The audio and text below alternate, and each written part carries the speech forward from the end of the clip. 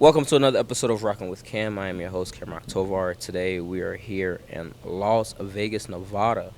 The heat. Yesterday was record breaking 118 degrees, but who cares, anyways? Let's get into this podcast. I have a wonderful guest today. Please introduce yourself. Hey there, my name is Darren McArthur. Darren, tell us a little bit about your life. What do you do? How was your upbringing? How was your childhood? Oh, Give we're us just the full going story. right in the full story. Okay, so my name is Darren McArthur. I am originally I was born in Warren, Ohio. I like to say I was from Youngstown, Ohio, just because it's like the biggest kind of city near me. But I was born in Warren, Ohio. I grew up in a trailer park. I lived there for first 15 years of my life, 15 and a half years of my life. I was born to a single mother. I had quite a crazy upbringing. Please tell us. I'm just going to dive right in. Yeah, my childhood was, I would say, a tumultuous childhood. When I was 2 years old, my father was murdered. And my mom was pregnant with my little sister at the time. So that was obviously really crazy. Yeah. And then my mom got with he was sort of my stepfather figure. But he was only in the picture for a short amount of time because that was really tough. That was also one of the things that made my childhood really tough was he was very physically abusive to Which one, the step or the stepfather. Oh, before we continue any further, if it's not too much, can you tell Yeah. us how your dad got murdered? Yeah, so my dad was involved in like a lot of drugs, and he kind of got himself involved in, not the best scene, and essentially he got in a fight with someone over drugs, and the guy shot him in the head. He died right away. How old were you at the time? I was like 2.5. Okay. Yeah, so like I can't really say that I remember that moment happening, but like I obviously like sobbed at the funeral when I even though I was very, very young, I was, I was told that I was, very sad. And I like remember just like that being like a thing that sort of was like a dark shadow over my life, just like growing up knowing that like my Your dad father is gone. is gone. I can't and imagine my dad was any murdered, kid and like yeah, growing up with that thought. oh yeah, it was awful, and it was very sad, and it was something that I felt like I could never really actually talk about. And when I did talk about it, when I still talk about it, it's not like a hard thing to talk about because, I'm 34 years old. I've obviously talked about it a lot. But it is a strange thing to talk about because I've met very few people in my life who can also say that their father was murdered. In my life, I've met very few people. I've encountered, maybe a handful. No, because that's not something and that's it's like you also, see or run into so often for sure. yeah, no, it's also just, when you tell people that, they just don't really know how to respond. respond. No, you that's know? because So death is weird, man. It Like is very death strange. is such a like weird thing to deal with and process at the same time. Mhm. We go through life every single day without like death is always there, Mhm. but we act like it doesn't exist until it comes knocking on the door, whether it's some, a family member, friends, or maybe even yourself, Mhm. So it's Yeah. definitely a strange thing to talk about. So I thank you for sharing that. Yeah. And yeah. let's continue. So So stepdad, So abusive. stepdad came into the picture. Yeah. Yeah, like I said, he was very, very, very physically abusive to my mother and I. And luckily, after my brother was born, who is about 5.5, 6 years younger than me, he was out of the picture. He was also involved in drugs and in and out of jail a lot of times. My mom, did take him back a couple times, which was, obviously not very good on her. But you have to keep in mind, my mom had me at 18 years old. She had no family herself. She was raised by her grandparents. Her mother, who is my grandmother, who also passed away, was an alcoholic. Had her at 16 years old. So, yeah, she had a very tough life, and I don't like necessarily like fault her for taking back someone who wasn't that good, because she really had nobody. Yeah. You know, she was emancipated at a young age and dropped out of high school because she was pregnant with me. you.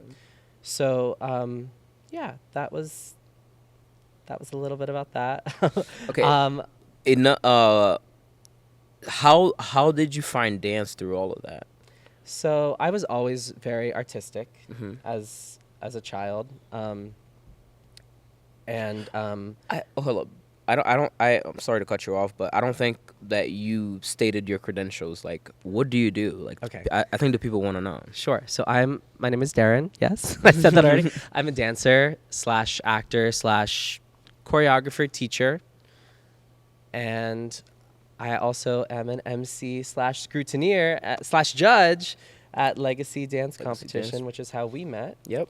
Because Rocky does music for Legacy. Shout out to Legacy, Shout out to Legacy. where you leave your dreams on the dance floor. You leave your dreams on the dance floor. Right. Yeah, so that's kind of what I've been doing right now, teaching choreographing. But at my core, when I meet people, when I introduce myself, I just say like I'm a performer. I'm a dancer, actor, performer. Yeah. So that's what I do. Always been artistic.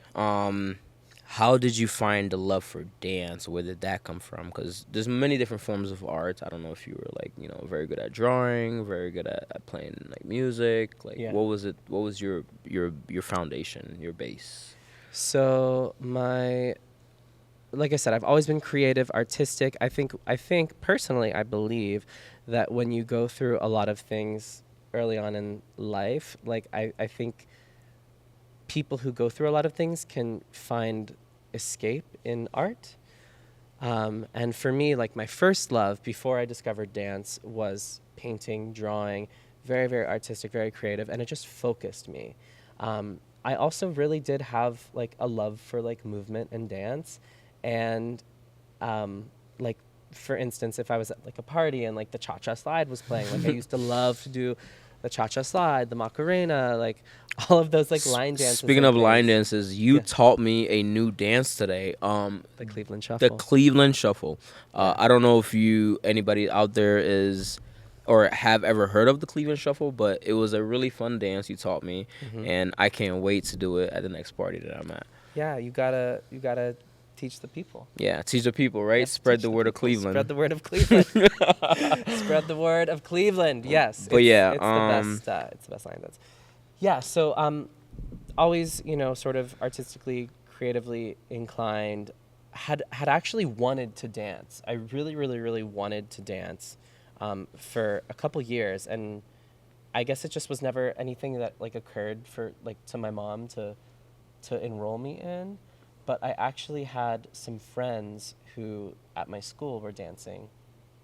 And This is what age we're talking about here. so this was like, technically I was like 11 when I started doing theater. I started doing like some local community theater. And that same year when I was 12, my mom finally signed me up for dance. I went to the same dance studio as my friend Emily and my first girlfriend, Alexia. Shout out to Alexia. I had a big crush on Alexia at the time, and I really wanted to dance, I think, because she danced as well. So yeah, I started dancing in 2002 when I was 12, and instantly became obsessed. Instantly. Like, Starting very well. That's not late, is it, for like dancing? Because I don't really know how it works with that world. yeah. So you can start dance as young as 2. Yeah. And a lot of people do. I think it is more common for guys, for boys, for men to start later. I always felt like I got a late start. But now that I've been dancing for 22 years, I'm like, 12 was young. But I do feel like I did, I guess, start a little bit later. Okay. As a preteen instead of a child. Being brand new into that realm, what was Yeah. the first thing that you were attracted to? Like, what styles of dance? Which actually, let's get into that because what are the different styles of dances that are out there for people who don't know? I mean, there's an endless amount of styles, but I started within the competition dance world at like a studio, and at the time and now, I feel like the most common styles of dance that were taught were jazz, tap, ballet, lyrical, and hip hop. Lyrical / contemporary. I've trained in all of those styles, but I actually started with hip hop first. Hip hop was the very first style. I that would never started with. guess that because, like, I mean, I watch you teach class and I watch your movements, and you seem to be very, like, lyrically and contemporary, like, inclined. And I could definitely tell you have a background in ballet based on your movements. But hip hop, bro, like, that is a hip hop stone was my out first. of nowhere. Yeah, no, and I think, because of like my dance journey, and like where dance took me and like where I ended up going. Yeah, I mean, especially because now I've been like, marketing myself as a musical theater dancer, and that's been a huge bulk of my career the past decade. But yeah, no, hip hop was what I started with, and I do love it. I love hip hop so much, and I definitely, was drawn to that first, and through that, I did contemporary and jazz and tap, and I didn't even really do much real ballet until college, actually, until I was 19 years old. Okay. For the people out there who might not really understand the differences between the different styles, is there a way that you can articulate it so, we could have somewhat of an understanding between jazz and lyrical and contemporary? I mean, I know the difference because I watched it. I've watched a lot of dances now, so but people who've never seen or watched or even experienced anything in the dance world, can you explain a little bit? Yeah. For that. So ballet started hundreds of years ago in France first. And I would say that ballet is the most codified style of dance. So it is the most it is very, ballet is classical dance. It's known as classical. And it's extremely structured. It's very well thought out. It is, there is like a beginning, a middle, an end to class every step of the way. And it is very, traditional, I would say. In its shapes, in its lines, in its movement, it is just very classic and traditional. I will say one of the things that I've noticed about ballet, I feel like in comparison to all the other styles, ballet seems the most restrictive to me in terms of freedom of expression. But I do see the beauty and the art, whereas like there's only so many moves, and if you don't do them right, people are gonna tell. And I kind of like that, and I kind of don't at the same time, because again, like I love freedom of expression. So when we get to some of the other arts, I'll tell you which one is my favorite. Yeah. But in terms of ballet, though, I will say the body control seems the most like important. Those dancers have wonderful and spectacular control of their body movements, and everything is so like uptight. Like there's absolutely no room for error whatsoever. Whenever I watch them, so it's beautiful. Yeah, I mean, like, it is a human art form, and we are full of errors, and we are very imperfect. Yeah. But as far as like it being restricted, it is through those restrictions that you find freedom. So you train so hard, and you work on making these things that are so particular and hard and difficult. Like you and to some might look hard, but it's a professional's job to work so hard to make these very difficult things look easy. And they make them look easy until you try them. Yeah. So, all right. So that's ballet. Yeah. So where are some of the other ones? So some of the other styles, jazz, which is what I also trained in. Jazz is basically like jazz took ballet and kind of flipped it around. So you're taking like turned out positions and making them parallel. You're taking rounded arms and making them straight. You're adding just a lot of different musical elements, making things faster, upbeat. If you see like, it's similar to ballet in like the way it's like structured, but it just incorporates a lot of different elements, and it's more like fun. Also, there are so many different styles of jazz. Like jazz has evolved into many like sub styles, subgroups. You know, there like you think about music and you think about like electronic music. Electronic is such a broad like umbrella term for so many different subgenres of electronic music. So dance is very similar.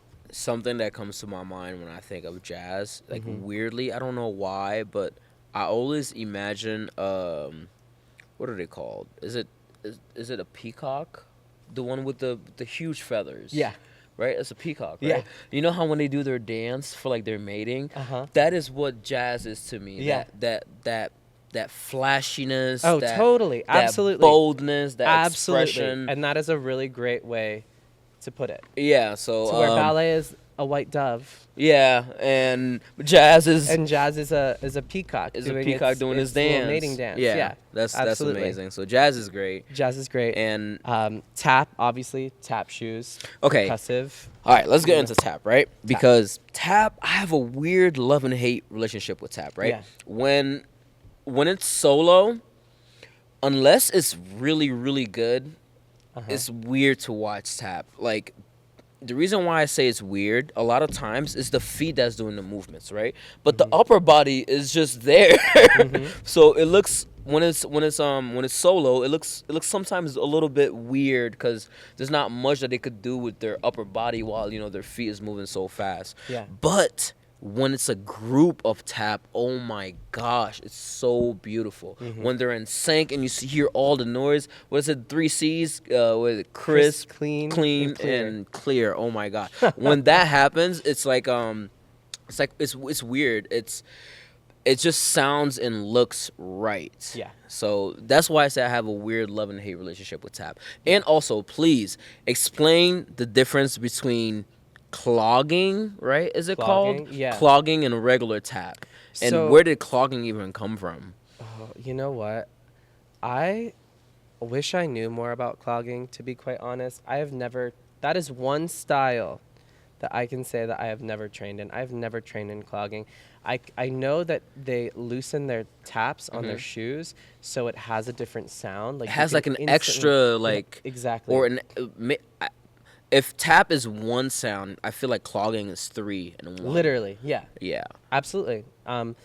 So you can totally hear the difference, and there's just like a lot of set rhythms in clogging that they tend to do a lot. So like I don't know. I've never done it. I've seen it. Obviously, I've judged it, and I've enjoyed it. I do enjoy it. Yeah. There's some dancers who do it really wonderfully, but it's I would say it's very similar. There's just like certain steps that are done more commonly in clogging, and the sound is also right? very different. Yeah. Well, okay, when you said you've never trained in it, I wouldn't imagine that it's that much different than you doing regular tapping, though. It's just... I'm sure. But once it probably I've is. never trained in it. So. All right. Let's get into Yeah. some of my favorites. Let's go. Let's talk about some lyrical action. Lyrical. Ooh, boy. Yeah. I'm not crying. Yeah. So lyrical, I feel like one way to describe lyrical is people often call it like almost a fusion between ballet and jazz. It's normally done a lot more slowly. It's very expressive. Usually danced to like very emotional songs, So to where like jazz might be Britney Spears. Lyrical might be done to like an Adele song, just like gut wrenching and like putting your heart out there, and it's, you know, usually very pretty and lots of reaches and long lines. Out and- of all the Yeah. styles I've watched, I think lyrical resonates with me the most. I think that's probably my favorite category yeah, to watch, just because the amount of emotions that they're able to display and make you feel at the same time. Because, like you said, they always dance a lot of slow songs. So Yeah. when you hear the words or matching with some of their movements, and Yeah. you hear the breath, and oh my god, it's so It's beautiful. beautiful. And also, what I really love about lyrical is the timing and like the movements. Like you said, a lot of arm reaches. A lot of times, like where in comparison to like jazz, they make very bold movements. Yeah. That bold movement would extend to like 3 seconds, and just being able to slow it down and express It's some more sort, fluid, yeah, more some sort of flowy. emotion or, Yeah. or some sort of message. A lot of times when people are doing lyrical dances, they do it to straight words where it's like there's no beat and it's just somebody talking. Yeah. And even that's like so powerful because you hear the words and the dance is actually reflecting what they're saying. So it's not so basically, to explain it, if I was deaf, I could watch what the dancer is doing, and I could literally see what the song is saying. Yeah. And that is so beautiful, and that is the reason why I like, to me, storytelling, lyrical is my favorite. I think I want to take a lyrical class. I'm not gonna lie. I did, or I watched Courtney when she was teaching her class, and I was just sitting there just practicing the moves just because I wanted to jump in, and it looks so beautiful and graceful. And also, for any athletes out there, dancing is probably one of the hardest things you could do in terms of trying to get balance and strength and just overall coordination. Like the way that these athletes are moving their bodies and the moves that they're doing are absolutely just mind-boggling. And I mean, I consider myself as a very high-level athlete, and I'll try like the simple moves, the basic moves, and I can't get them down at all, man. It's hard. It's so hard. Yeah, I mean, that's why it takes years and years and years of training. That's why the training literally never stops. Like until you stop dancing, like you can never stop training as a dancer. There's always something to learn. Always something to learn.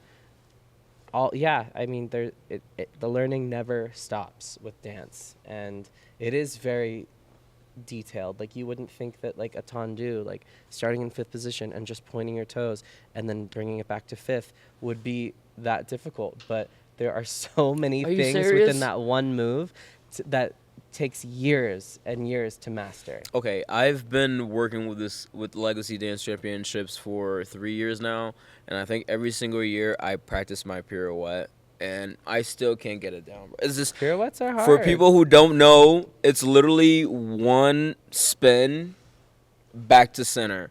It sounds so easy, but it is so hard. There's a lot of elements. It is so hard. There's a lot of technical elements. Spotting is so hard. So spotting is like you have to turn, look at your target the whole time, and then at the last second, turn your head around and back to the exact position you started. That's so hard. And how do you not get dizzy? Because I watch you spot. I watch these little girls, they'll spin maybe 6 or 7 times in a row. Yeah. But like right, I'm having a hard time doing one spin. I can't imagine getting back to that exact same spot like as because they're going fast and I'm going slow. Yeah. And it's just we got to give you some exercises to build up to it. Yeah, so shout out to Val. She was giving me some coaching points. She was saying how to practice spotting, just turning with my head and like not my body. Yeah.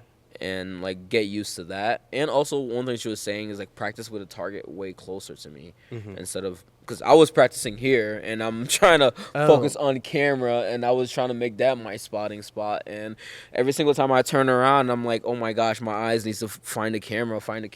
Yeah. So we're currently in a very large convention center. Yeah, right you can't tell, but it is a huge space. We're in a convention ballroom. center, ballroom. Yeah. And this curtain is hiding how Listen, massive this they don't place gotta is. know what's back here. Yeah, you're right. But what I was only saying that because like if you try to spot like out there what we're looking at, you can't see. It's hard. Yeah. Okay. It's hard. It's nice to have a closer. Something close. Yeah, for sure. All right, let's move into another one of my favorite categories: Yes. contemporary. Contemporary. And okay, what is the main differences between contemporary and lyrical? Because to me, they look very similar, and a lot of movements are. Of course. They look the same. So Yeah. So contemporary is, I think, how I talked about all these, subgenres of dance and how like within these categories, they keep like evolving and there's like subcategories. Contemporary these days, especially, I feel like can be anything. It really can be anything. Anything can qualify as under the umbrella of contemporary. Contemporary it can be a fusion of ballet. There is contemporary ballet. It can have elements of jazz. It can have elements of lyrical. It can have elements of hip hop. Yeah. A lot of contemporary these days, especially, has hip hop elements. You see these hip hop dancers who are in contemporary classes and they kill it. They look insane. They look absolutely amazing because so much of contemporary nowadays has a lot of elements, and musicality and isolations and all those things that you would like see like in like a hip hop dance. So yeah, contemporary, that's the main difference. Anything can be contemporary these days, which is great. It's awesome. It's, there's so many fusions within the style. Are we missing any other styles? Well, We got hip-hop, jazz. Yeah, hip hop. Yeah, everybody knows hip hop. Everyone knows hip hop. Everybody knows Started hip on the hop. streets. Yeah. Like Breakdancing. Breakdancing is a form of hip hop. I find seeing hip hop in the competitions pretty cool because since I feel like hip hop is the one, well, besides ballet, is hip hop is the least performed style. Whenever I'm on tour, I'll always see maybe one or two hip hop dances. It's never like a lot, and even with those few shows, I'm able to see the different types of styles in hip hop too. So that's pretty cool.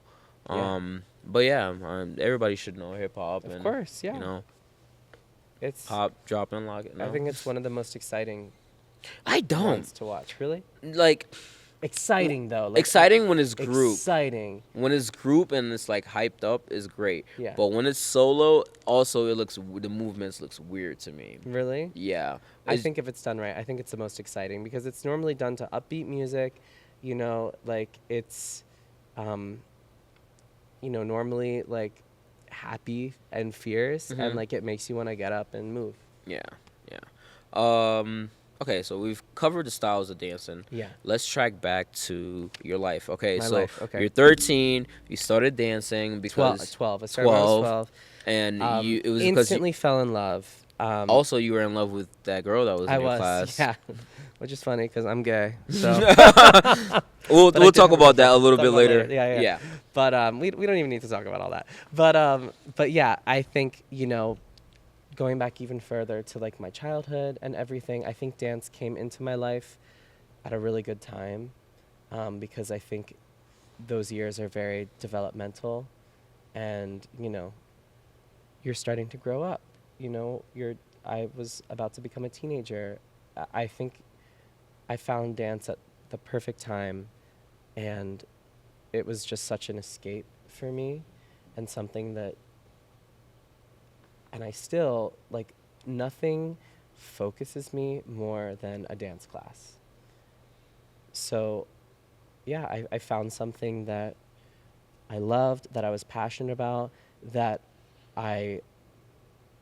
ended up taking me all of these places.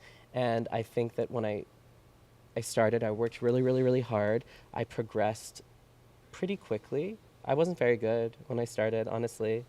And I think that's great to hear. And I think that's kind of why I liked it because, sure, I worked really, really, really hard, and that was a good thing about me. But I don't think I had it's not like I had it all right from the jump. You yeah. know what I mean? Like I had to work really, really hard for a lot of what I did have. And I think that's why I liked it too, because I could see, like, when I put in the work, I saw The results. the results. Exactly. And I started competing, and I started, it I could see, like, that it could take me places.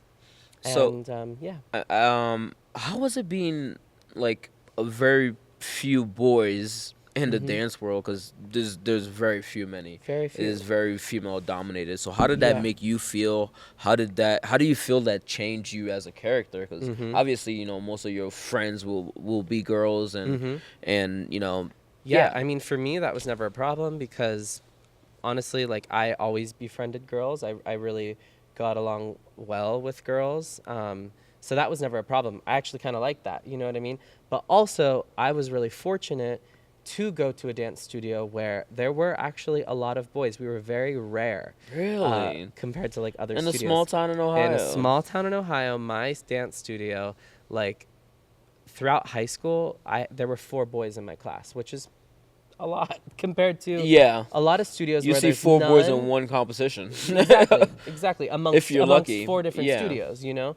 So I was very fortunate that I was not the only boy in my class. There were 4, and there were older boys. There were many older boys in classes above me. So I was really fortunate in this very small dance studio that there were guys there. So that was great, because I got to see other boys dancing, and that definitely helped.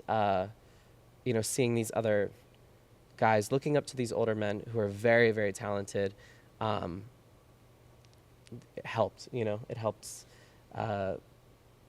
Whatever doubts I felt, whatever insecurities, or hearing things like negative things, or making fun of, a guy dancing, because that's also a thing too. No, Still not even I don't still think, till this yeah, day. even still, but I think now I think 22 years ago it was a little bit worse. yeah. But 1, I didn't care. 2, I loved it. 3, you shouldn't care. Yeah, you shouldn't. And I think my mom also was pretty supportive in that way too, that she loved that I danced.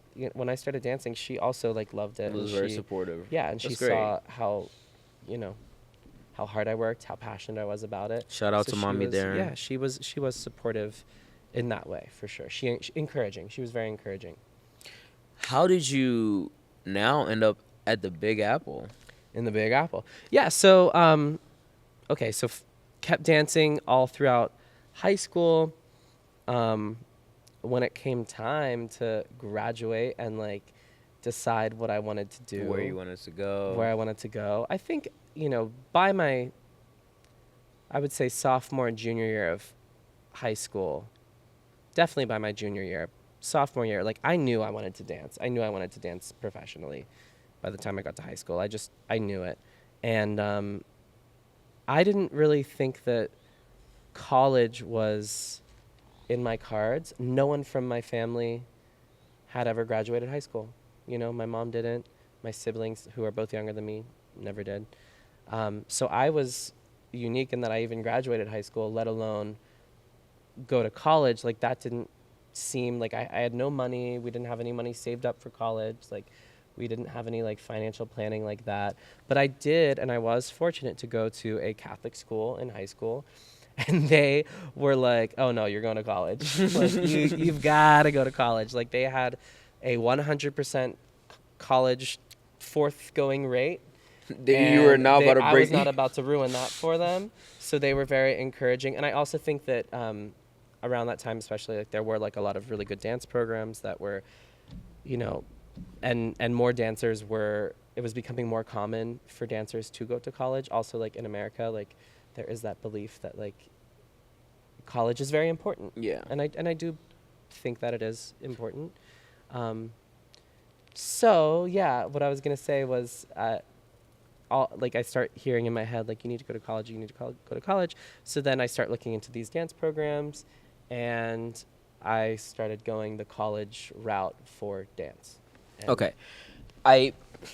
Since this is our job, right? We Yeah. pretty much create the dance experience or dance memory for these kids, and you were one of those kids that you currently judge today, right?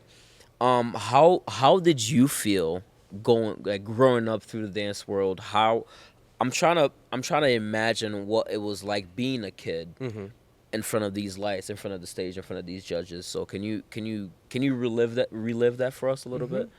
Yeah, I mean, I loved it. It was exciting. Competition weekends for Like, me were so fun. It was nerve wracking. Like there was that anxiety element to it. there's nothing more cute than watching these girls on the sidelines. Like before they go, they do this a lot. Like Yeah. they're shaking, they Yeah. get the nerves out, and like Yeah. they're so excited, they're holding each other, they're screaming like, "Oh, we're about to go!" And then as song comes on, all of them just turn into character straight.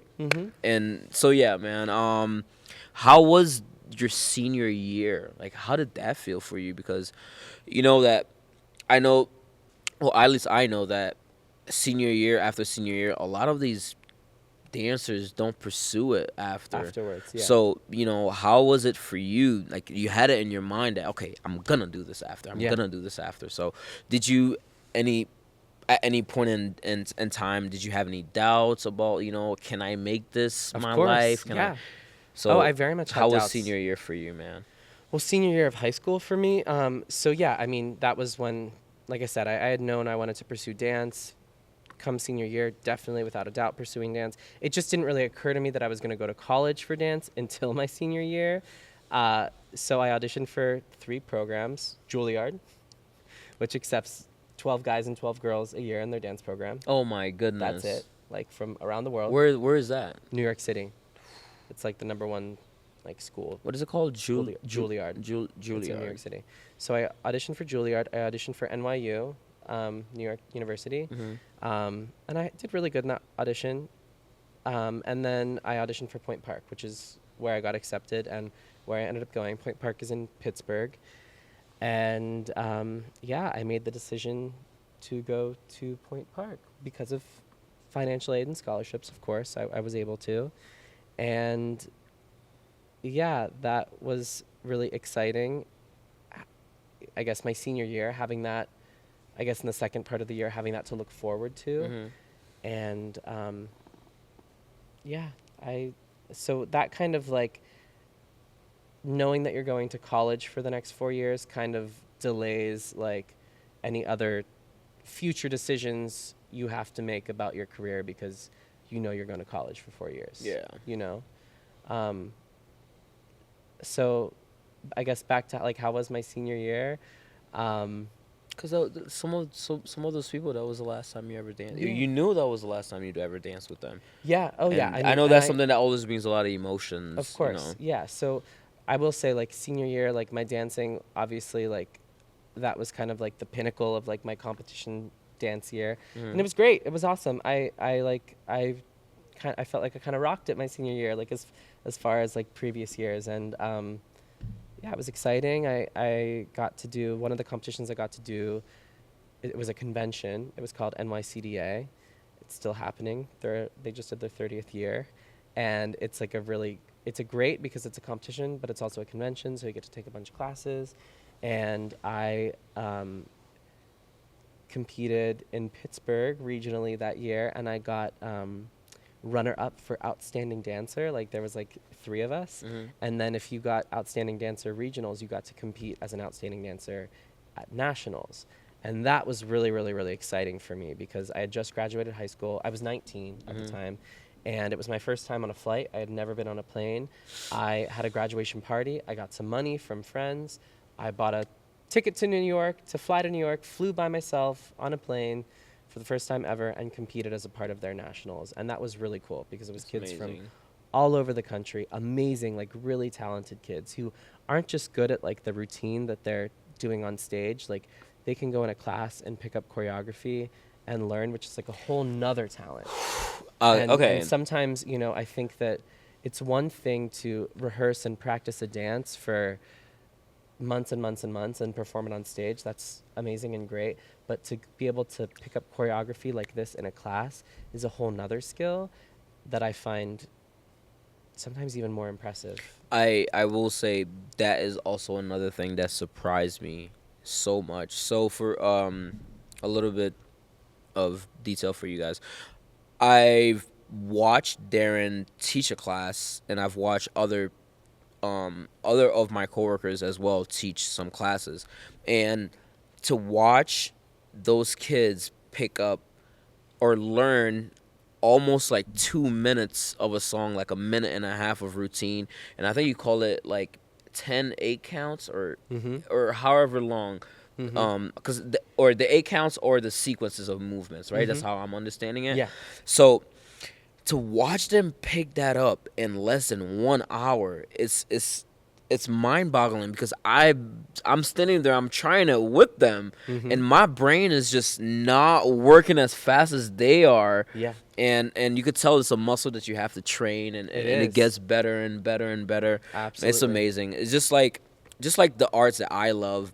I'm starting to love the art of dancing, because I see all the similarities, like all the different characters. You see how like that changes their dancing styles, how as a choreographer, I know, like, or I'm just guessing, there's some moves that you could do with one kid that you can't do with another, even though they have the same ability, but just based on their character, one is able to express it like a lot better, or pick it up a lot quicker. So it's this world is amazing, man. Absolutely amazing. Yeah, it is. I love it. I think it's a great, amazing world to be a part of, and has its flaws too, like, like any world. Any world, yeah.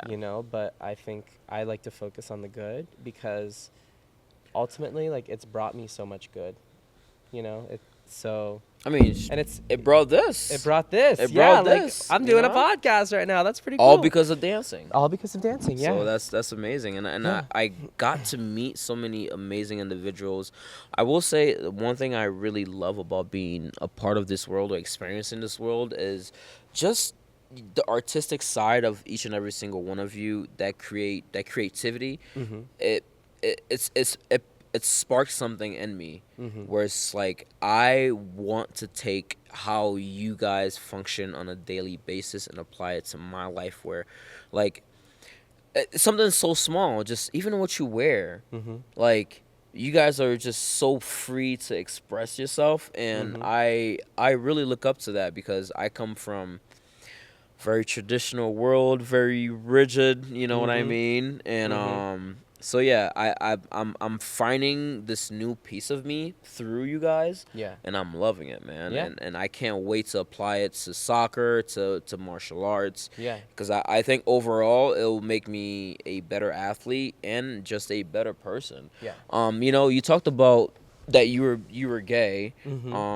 A little bit earlier before, and I said I wanted to talk about that like later, because so you posted a selfie, right?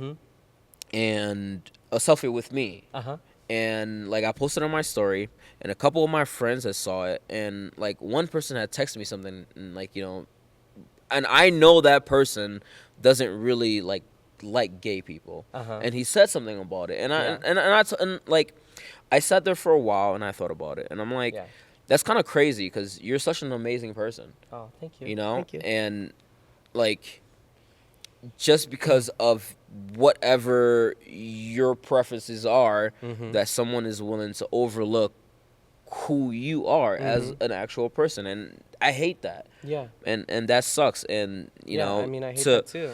To the people, and I hate that for that person, because that sucks for them. That they are that closed-minded. They are, and that's just. But a flaw on their it's just end. ignorance. It's just pure it's ignorance. yeah. Like, and I'm a person who's very open-minded. It's like I would never exclude someone based on, I don't know, like preference. Like for me, if you're a cool person, you're a cool person. Like it doesn't matter what you are. You're a boy, girl, cat, dog. Like I don't care. Yeah. As long as we're cool, we're able to have an interaction, and it's respectful. Yeah, I mean, like, that's the only thing that should matter. Like those things don't affect you, so like why the hell do you care? You know what I mean? Like if it's not you, it's not your life. Like why do you care to make a judgment? I mean, that's taught. All of that is just taught, and that's like really sad, because I don't think that it's natural to feel that way. Like those ideas and those things are taught and put into people's heads, and that's sad. You know, I mean, I don't care because I have dealt with that All your life. all my life, and I've like come to terms with it, and it's fine, and I don't care. And you know, I'm not gonna like not be who I am because of some And I random love that. person. And you that know? and I absolutely And love that because again, Also, I can't, like, I am who I am. I can't really help it. You know what I mean? the expression. Whereas it's like I am so comfortable with myself where it's like I don't think me experiencing other things or getting out of my comfort zone like that doesn't do anything to me. Like it's, I know who I am, and that's the only thing that matters. Yeah. And with that being said, I'm able to talk to whoever, meet whoever, and just get to know people. I'm a people lover, man. And Yeah. like You very much are. I can Yeah. vouch for Rocky on that because I'm a huge people lover. and people love you. That's because of your energy and Thank you. because of how you treat people. So Yeah, it's great, man. more people should be like you. Hey, I'm trying to know, spread more the people word, should be like the you. word of love. We're all one race, the human race. You That's know. true. That is very true. Yeah. That is true. But okay, so college, right? Yeah. So you got to college, or Yeah, college Pittsburgh. was huge for me because college was. How did college even work? How does an art college even function? Like, is there classes of you actually dancing? And Of course, How does yeah. the grading work? Like, Yeah, I mean, yeah. Okay, college. can I pause you right there? You absolutely can pause me. Need some water? Yeah, some water. Some of that water. Yeah. Love that water. I wish I had that water. Yeah, this water is very refreshing. Spring water. Spring water. Mm-hmm. Life water. Life water. All right, boom, we're back. Okay. College. College, yeah. College for art me college. was amazing because, like I said, I grew up in sort of, Ohio, sort of a small town, not really much going on. I had my dance studio, which I loved and was amazing. And now I'm at a university with people from all over the country, like not just Ohio, but like all over the country, even international students. We had some international students, Canadians, Costa Ricans, people from other places, and I'm studying. My main focus is dance, and that to me was amazing. I had a very good college experience. I had an incredible college experience. Not everyone has that college experience. Yeah. But I was very fortunate to have an incredible college experience. I think a lot of it, to be quite honest, I'm going to give myself some credit, was my mindset and how I approached it and my hard work and, sort of being rewarded in different ways for that hard work. But I had an amazing time, amazing group of friends, who were all just as passionate about dance as I was. I've always said, like, up until that point in my life, like, those were the best 4 years of my life, for sure. That's awesome. Yeah. It's great to hear. Because I had such a great experience. Like, up until that point in my life, those were the best 4 years. I'm serious, though. Like, how did you get graded? Like, I'm confused. Oh, yeah. I mean, like, on your progress, on attendance, on your work ethic, on assignments. Like, there were definitely assignments you would be given. Like, it depends on the class. Like, we would always have, like, 8 a.m. ballet. Like, are you showing up? Are you working hard? How is your technique? Is it improving? We were also, like, we were given different, like, levels. Like, we were, like, a class, I think we started with, like, 80-something kids in my class. And that went down, I think we graduated with, like, 50-something. Because people drop as the years go on. Yeah. Because they realize it's not for everyone, Also, a lot of being in college, a lot of kids deal with like being homesick. Like you were saying, a lot of kids who were somewhat just like you. That was the first time leaving home, and some people can't handle it, man. It's hard. Oh, and on top of that, like I thrived. I did not. Same here. Not only was I able to handle it, but I thrived. Once again, like, didn't have the best home life. Obviously, I loved my mother. That was, I missed her, of course, and I missed my friends from Ohio, but I instantly connected with so many people. And, I was gay in Ohio in a Catholic school. I was How was? amongst, Oh my God! I didn't even think about that. How was that? I was amongst so many other people like me Mm-hmm. for the first time, and it was just so, I felt seen. It was very freeing. When did you like fully come on? Fully come out. Well, I went to college like straight. Like Came home, hi mom. Yeah, no, literally, no. The saying at Point Park for like the male dancers was always "gay by May." Gay by May. Gay by May. Like you came in like in August, like as a like college, you were straight, and come May you were gay. So, but and obviously that's not true, and that's not really how it worked. But essentially, so many people went into college in the closet, and then by that end of their freshman year, they were, which makes sense, like you were saying. They were able to come out of the closet. Like-minded people makes you feel more free. Exactly. Freedom of expression. Also, You're in a realm of everybody's being themselves. Like no one cares, no Yeah, judgment. yeah, exactly. It's great. And like I, wasn't amongst, like I said, many people like me prior to that. So, yeah, that was like my first time exploring that side of myself, 2 weeks into college, you know what I mean? And yeah, that was a whole roller coaster ride, and it is really sad actually, like that so many people have to live their lives. I feel like it really delays your progress when you can't be who you truly are and have to hide. It really, I didn't have the luxury of being able to have like I said, I had a girlfriend. I had 2 girlfriends when I was like 11, 12, 13. Mm-hmm. But then I didn't really experience any relationship like romantically. It's really funny to say like romantic relationship when you're talking about a teenager, but like I feel like when you're a straight teenager, you can, I don't know, you can do that more freely. Yeah, it's kind of normalized. It's normalized, you know what I mean? Yeah. No matter how serious it is, but when you're gay, like, at least where I was and in my situation, like I did not feel free to truly, do that. And I think it really delays your growth as a person. It's very sad, that we feel that way, If you don't mind me asking, right? Yeah. Like, what did you, or how did you feel, right, being a part of like the Christian community, number one, and number two is like how, because you said you had a girlfriend, so there must have been something within you that's like, okay, I know I'm supposed to like this girl, but and I did. I loved her.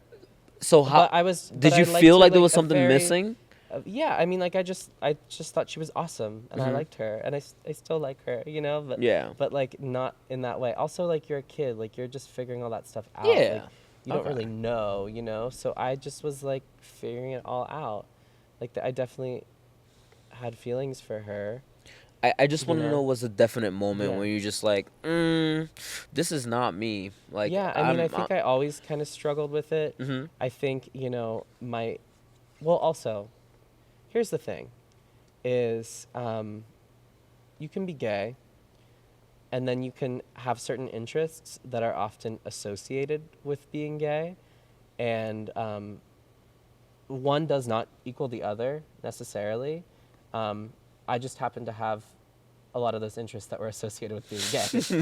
You know what I mean? So like, I love dance, and a lot of people would think that's gay, and it is not gay. It is absolutely not gay to love dance. Obviously, that takes a very small mind to truly think that equals that. Yeah. But I was gay, and I did like dance, and I and I did. You're not helping the cause. Yeah, no, I'm not helping the cause. But what I'm saying is, so like, yeah, like I guess I had kind of, for a lot of people it was no surprise, obviously, and people started saying that to me before I even knew or really just like really had, how can you know that before you've even really experience that side of yourself. You know, Yeah. that's why I said when I went to college, it was so great because I met so many other people who were like me, and I could truly explore that side of me.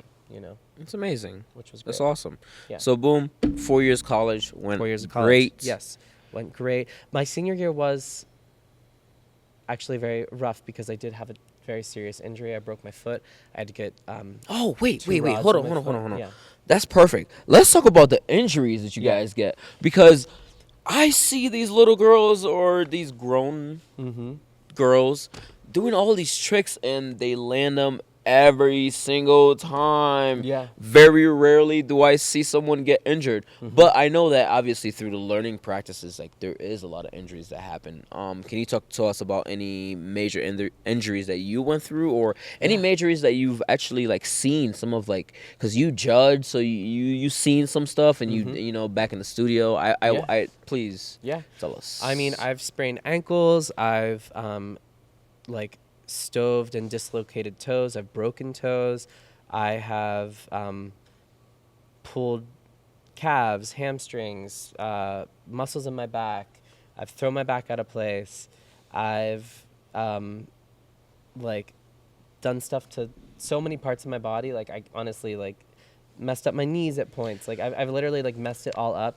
But my biggest injury, aside from like breaking my toes, was I broke my second and third metatarsal, which is like, you know, past your toes, like up here in your foot. And Oh, so like mid, Yeah. like mid foot, like the top of Mid-foot. your foot, like laces, like your laces. yeah, like top of, yeah, essentially. No, that's what we call it in soccer. Like, Oh, your laces? Yeah, that's how you tell the that's- kids they use your laces. Yeah, that's where it was, Mhm. and that was rough because I had to get a surgery. It was called an open reduction internal fixation. Essentially, I have a scar on my foot. I'm not going to show it to the camera right now, but like they cut this open. They opened it. They reduced the fracture, meaning the bones were all like not in line. Yeah. They reduced it, and they fixed it internally, like made it align, and then they where my toes meet the top of my foot, Mhm. they inserted rods that went there and stuck out. So you still have them? Well, no, the tips of the rods stuck out underneath my toes for weeks. So I had to have a boot. It was like wrapped in a cast, Mhm. and I had to use crutches because I couldn't put weight on my foot, because if the rods were to bend, then my foot would like heel crooked. Ew. So once the bones started to heal, they then like literally took a pair of pliers and yanked these suckers out of my foot. And then I had a boot, and then I could start to teach myself to walk again. And How but long it's was crazy. that process? Oh, I mean, I overall? didn't dance for like essentially like a year. Yeah, that's the worst. Yeah. When like you're out with an injury and you can't do the thing that you've done every single day for the last goddamn And it was how many really, years? really, really hard. It is so hard, It was so bro. hard, and it was so hard at that point in my life because dance was my entire identity. I Yeah. didn't really know myself outside of dance. Like that was like who I was. So it was a great learning experience for me because I could, you know, one, just like going through anything like that is, you know, is going to build character, and you're going to learn so much. And I did learn so much, and I strengthened my foot, and obviously I danced again and have danced for many years, which is great. But yeah, I mean, you have to occupy your time else Doing other something things, else. doing something else. Oh my and gosh. actually, what was really cool is I did finish school, and I was able to choreograph, even though I had my Your whole boot. foot situation with my whole leg. I choreographed my senior project, like sitting in a chair, like with my crutches, and I'd be like, okay, I want you to do this, or like move your right leg and like bring this around. Like I had to find a way to describe these things without being able to necessarily do it them. myself. Yeah. So I had to. How hard is imagine- that? It was challenging. Yeah, I mean, I couldn't fully do what I wanted to do, so it was very challenging. But it was a really great learning experience for me, ultimately. And, you know, like I said, I was fortunate. My foot healed. I don't really have many problems with it since. And yeah, I mean, I've experienced many other injuries since then. But that was the main one. So that like I said, was post college. That whole situation kind of kept me in Pittsburgh, where I was. Like I was teaching dance for a good 2 years after that. Is that back home? Well, in Pittsburgh, I stayed in Pittsburgh. Oh no, Whereas yeah, where my you're from university Ohio, was. not Yeah. Pittsburgh. What am I talking about? You're good. So then after like doing that for 2 years, I was like, you know what? I kind of like I had a bunch of friends who started working on cruise ships, and I was like, you know what? I kind of want to like. I'm seeing like the places they're traveling. I'm seeing the money they're making, and like the things they get to do. And I was like, I want to do that. So I auditioned for a cruise ship, and I was offered a contract, and that was like, that wasn't really the start of my dance career because I mean, I had done many things throughout college and many like little gigs, and those 2 years I did dance for 2 different dance companies within Pittsburgh too. So like I had done many things, but cruise ship was really a turning point in my career because I feel like it was like the biggest, like most credible job that I had done. You could put in your resume. Exactly. Yeah. And I worked for like Holland America, which was like a really big company, and our production company RWS was also very well known and had done really awesome shows and great things. So that was like a big turning point in my career. And also that was me shifting, having gone to college, and I would say my main focus, even though I trained in all these styles, my main focus was concert dance, which is like, you know, dance companies, contemporary. I wanted to go that route, but then I ended up pursuing more of a commercial career, which is what cruise ships kind of fit in, like the commercial side of dance. For anybody who is listening and would like to maybe explore the option of working on a cruise ship, can you explain a little bit, what does your daily routine look like? And as a performer on a cruise ship, what is your schedule? So it's amazing. It's truly amazing.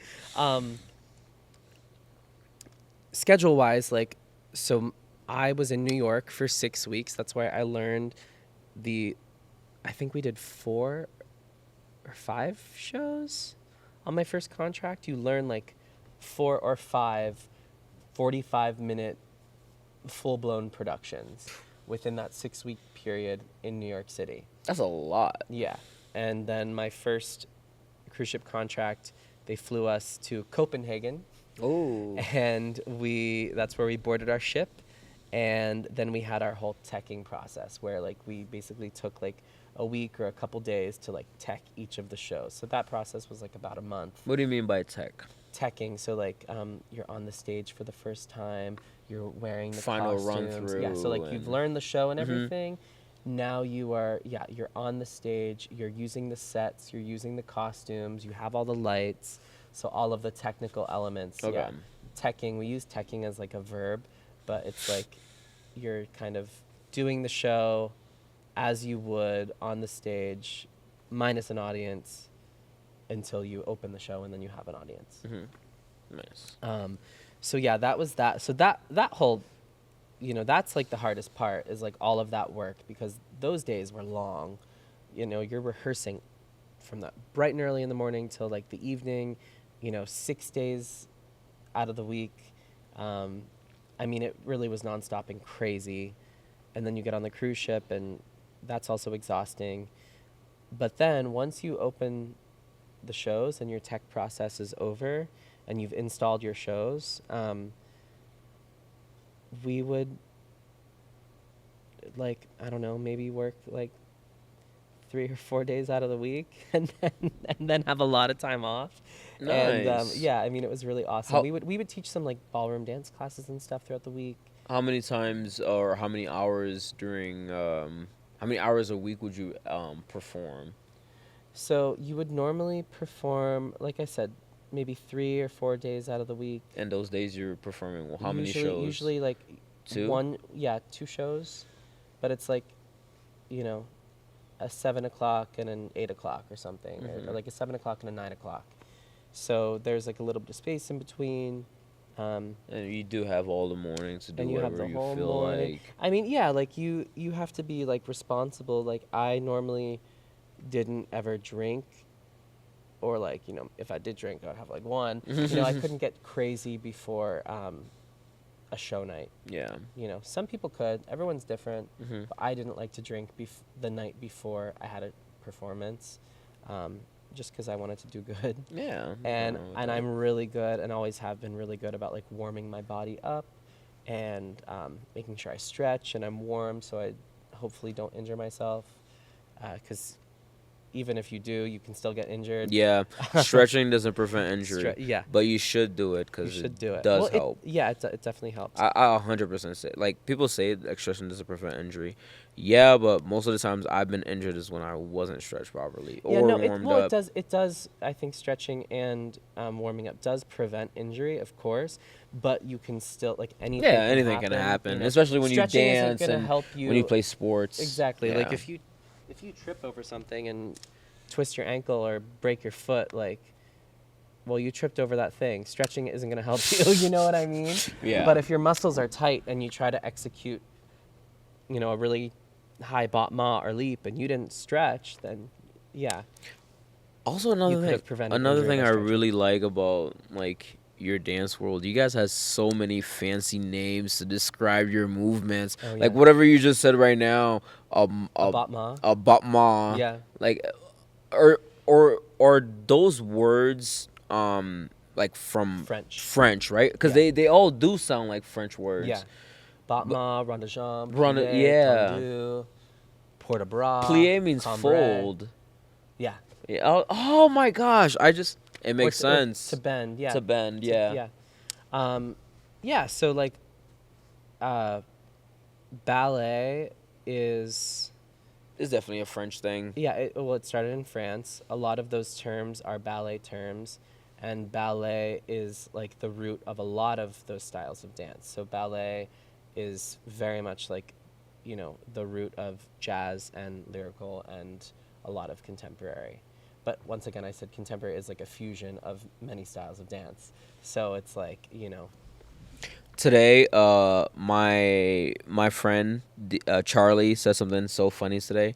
He said that if he wants to learn dance, he needs to be taught by a Russian lady with a cigarette. And I started dying. yeah, Ballet. He wants to learn ballet by a Russian lady by a Russian lady. who smokes cigarettes. Yeah. What's up with that stigma? And like, sticks them in you if you or move like, wrong. or the Russians just that like strict with their regimens? Because like Yeah. I kind of feel like that's just a stigma that even people who don't dance like. Yeah, well, I think mean- because of like communism and Russia, and like they would like audition kids at a very young age to like be a part of the national ballet companies, and they would literally like examine their bodies and be like, you don't have enough rotation in your hips, you can't be a dancer, or like they'd like yank their leg up and be like, okay, we can work with this.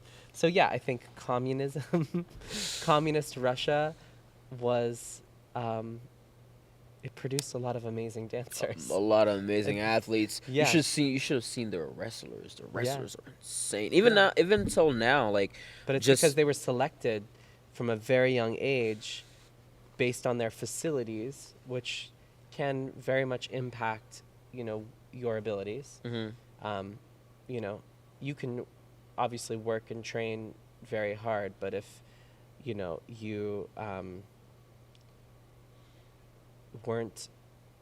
you can only work with what you have, and everyone has their own. their own Yeah. strengths. Like So- I don't think I'll ever be able to get down to a split like you do. I don't think Yeah. no matter how hard I train, people's like, oh, just keep stretching. I I'm think like, you I don't can. think I so. think you'd be surprised. I think if you work hard on something for a long enough time, like you can achieve like. Okay, now you're gonna make me feel like a quitter. Well, no. I mean, No, I'm not I trying know, to make you feel like a quitter, but if you work hard enough on something, like you can. Yeah, You can you're right. achieve it. Okay, so college, great. Cruise After ships. college, cruise ship, cruise ship, Injury, cruise ships. amazing. Working on cruise ships, I met a lot of, I was dancing. Mhm. Normally a cast is like the format for a cruise ship production show is like It's about half dancers, half singers. And sure, like the dancers can sometimes sing a little bit and the singers have choreography that they do, but like that is usually the format, half dancers, half singers. And working on cruise ships with a lot of singers, a lot of those singers are like generally musical theater people.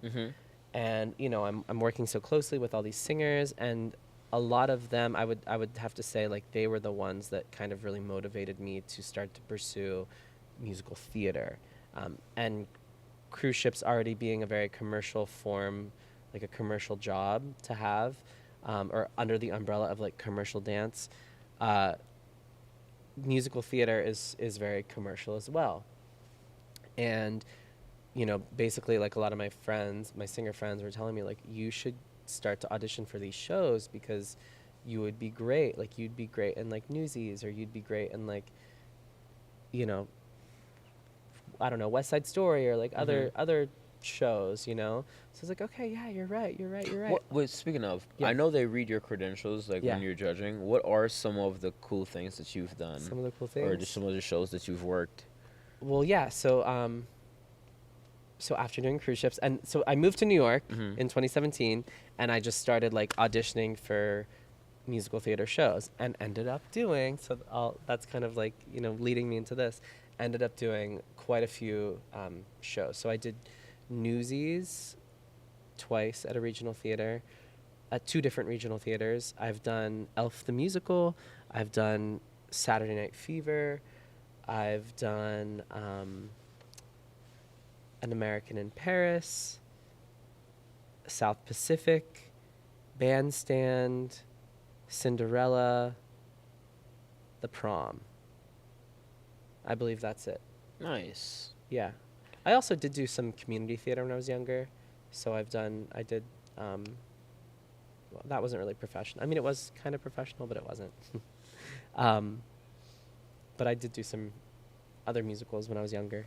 But professionally, that's what I've done. Yeah. Darren, they don't even know what time of day it is right now. It's late. It's super duper It's late. Yeah, I We would love to tired. keep on I look talking, tired. but I think this is a perfect way to end here. And Part one. Part one. Yeah. Part one, of course. Part 2 will come soon. Yeah. Again, Darren, I can't thank you enough for doing this podcast with me. We've always talked about it, and Yeah. this was I'm just glad a it perfect happened. opportunity, and I couldn't miss it. And I think we learned so much today about dance. Yeah. But Hopefully.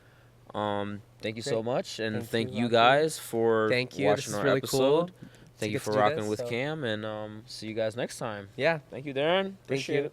Thank you. See. Yes. Yay. That was great. We had an hour and 19 minutes. Wait, Oh wait, my God! wait, It was wait. an hour and 19 minutes. Yes. Wait. Don't.